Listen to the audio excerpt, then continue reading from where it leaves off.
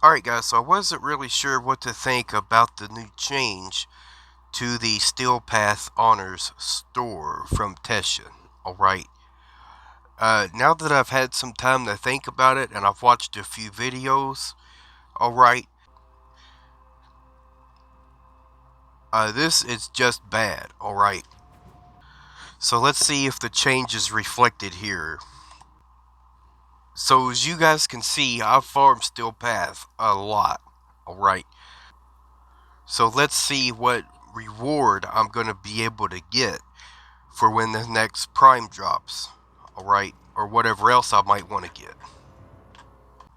So I can buy 25 relic packs, and then that's it for the entire week. Now, don't get me wrong, 25 relic packs, I mean, that is quite a few relics, alright.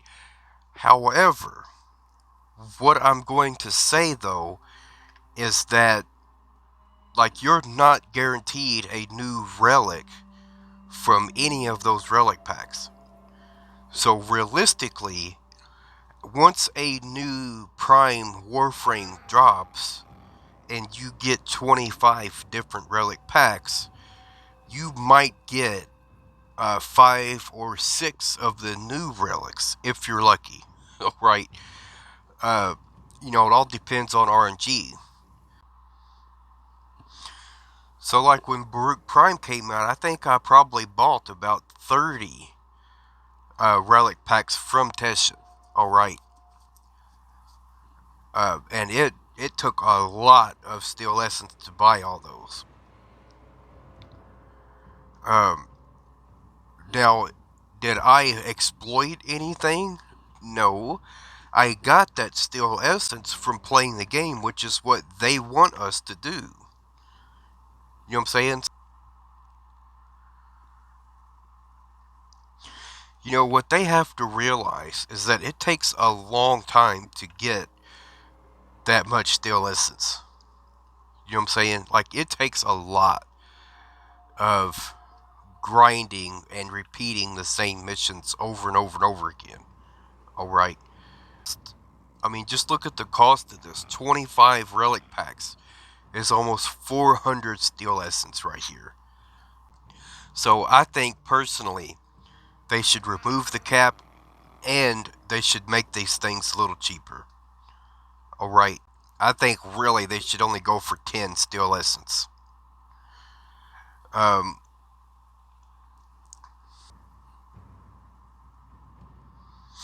the other question I have is why? You know what I'm saying? What is it hurting the other players or whatever else if we're able to do all the grinding beforehand? Because we know eventually a new prime is going to come out, right? And once that does happen, we want to be able to acquire the relics to get those prime parts. Um, so where is the harm where they need to reduce that? All right, because we're able to farm them out so quickly. That's not a bad thing. They have always had a great respect for the player's time. All right. I think this system right here, however, starts to go against that, and that is not the direction they need to keep going. All right. So let's say you spend uh, 6 or 7 hours out of your day playing Steel Path Fishers, right? And at the end of that, they say, "Oh, you got too much stuff. We need to take some of the stuff away from you," right? Would that be acceptable? Absolutely not. Because you put the time in and you have helped the game by doing that. Because the number of active players, it really matters.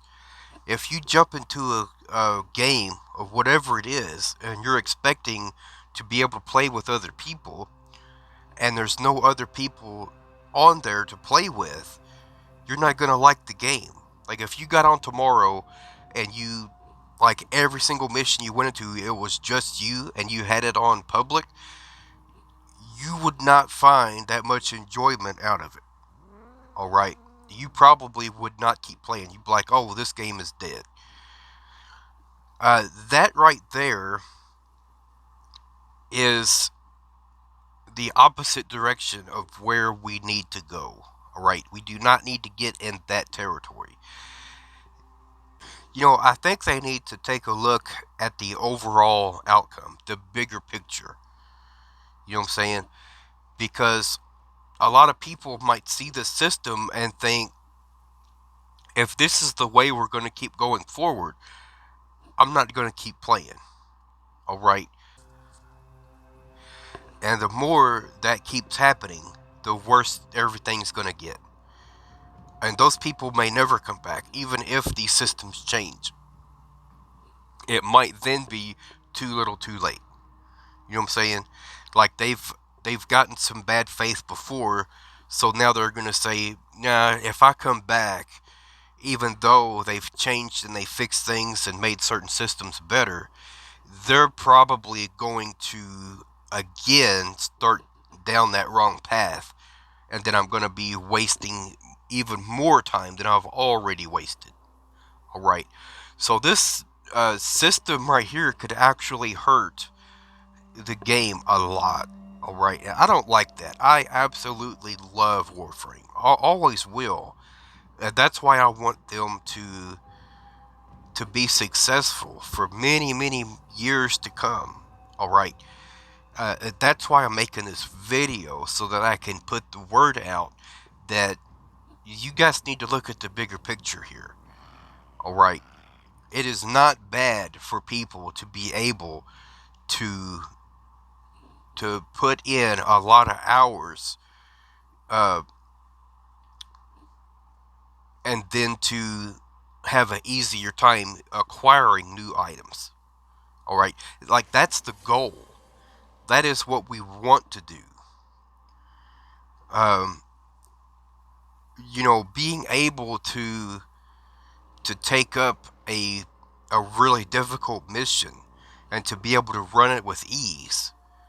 Um, that's the goal. That's why we've put in the work beforehand to put together a specific loadout for that type of mission, to have specific mods that helps us achieve those goals, right?